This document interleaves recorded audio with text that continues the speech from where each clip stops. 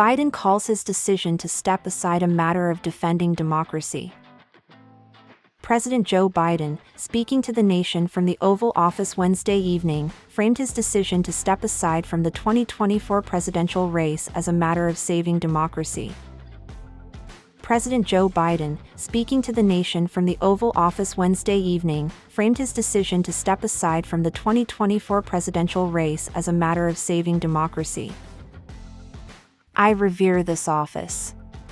But I love my country more," Biden said in a rare speech that marked the beginning of the closing chapter of his presidency and half-century in public service. "It's been the honor of my life to serve as your president. But in defense of democracy, which is at stake, and is more important than any title, I draw strength and I find joy in working for the American people," he said.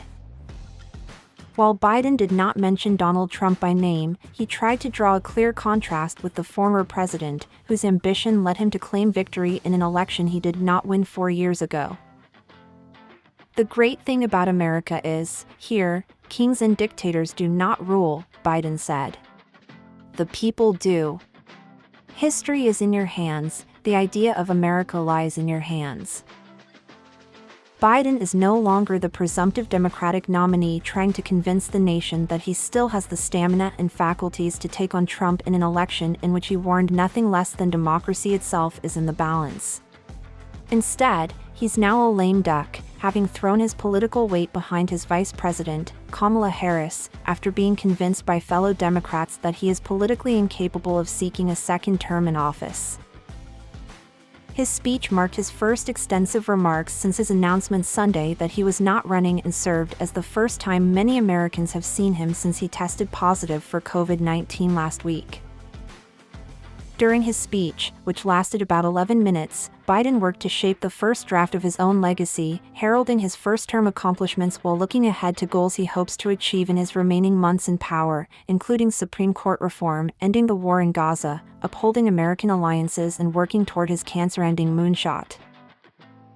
He also championed his vice president, who's now taking his place on the ticket.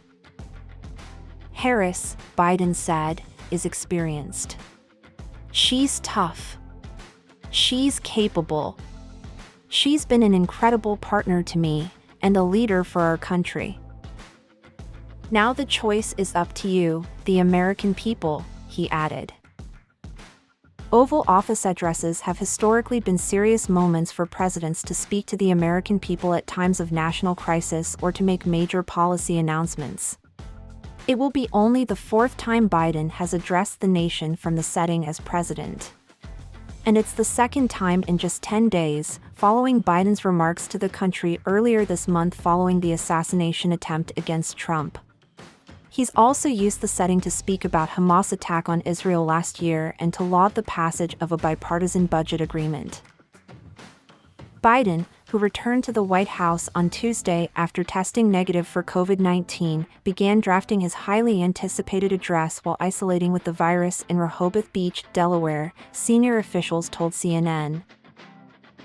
The president and his longtime communications aide, Mike Donilon, began early work on the speech shortly after Biden went public with his decision to exit the race, after 3 weeks of mounting intra-party pressure. Donilon, a former pollster, played an instrumental role in presenting the data that informed Biden's decision to step aside. Harris, who quickly secured the backing of enough delegates to win the Democratic nomination, hit the campaign trail Tuesday in the key battleground state of Wisconsin, where she sought to draw a contrast with Trump. The former president held his first campaign rally since Biden dropped out in North Carolina on Wednesday. A CNN poll released Wednesday found no clear leader in the race between Harris and Trump, but it showed a closer contest than earlier CNN polling of the Biden-Trump matchup.